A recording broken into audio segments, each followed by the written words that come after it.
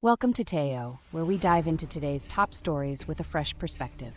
I'm Sarah, your guide to understanding the complex world of tech and innovation. And I'm Mike, here to ask all the questions you might be thinking. So Sarah, what's first on the list today? First up, we have some exciting news from Foxconn.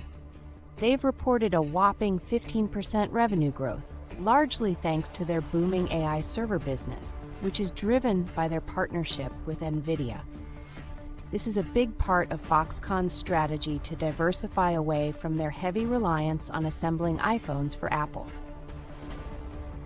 That sounds like a smart move. So how significant is this shift for Foxconn? It's pretty significant, Mike. Foxconn is projecting that by 2025, their revenue from the cloud and AI server division could rival what they make from the iPhone business. It's a major pivot towards high-growth AI infrastructure. However, their efforts in the electric vehicle market haven't seen the same financial impact yet. Interesting. It seems like they're really betting on AI. What's next on our list? Moving on, there's a new antitrust complaint against Google in the EU. The Independent Publishers Alliance is accusing Google of misusing web content for its AI Overviews feature. They claim this results in traffic and revenue losses for publishers. Can publishers just opt out if they don't want their content used? That's the tricky part. The complaint highlights that opting out means being removed from search results altogether, which isn't ideal for most publishers. Google, on the other hand, argues that AI overviews offer new opportunities for content discovery, although they acknowledge that traffic changes are complex. It sounds like a delicate balance. What's our next topic? Next, we have some predictions from venture capitalist Vinod Khosla. He believes robotics will have its ChatGPT moment in the next 2 to 3 years.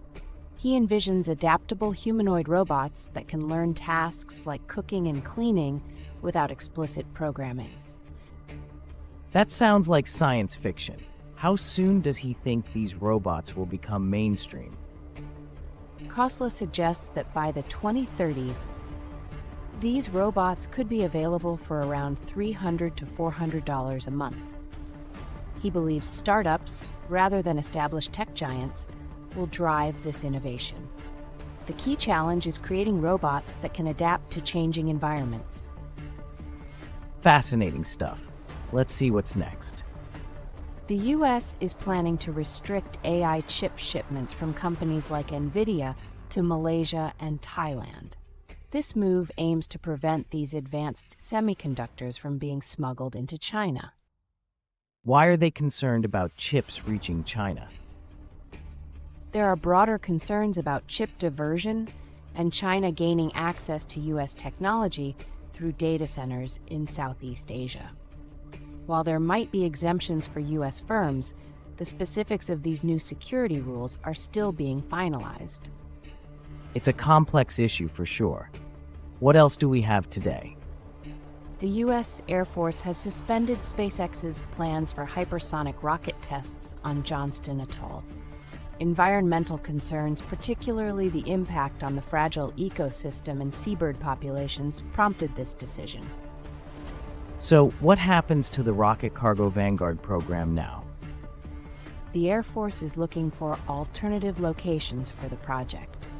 Public opposition and a history of environmental issues with SpaceX launches influenced this decision. It's a tough balance between innovation and environmental protection. What's next on our agenda? In India, IIT Madras and its Alumni Association recently hosted the Sangam 2025 Global Summit in Bengaluru.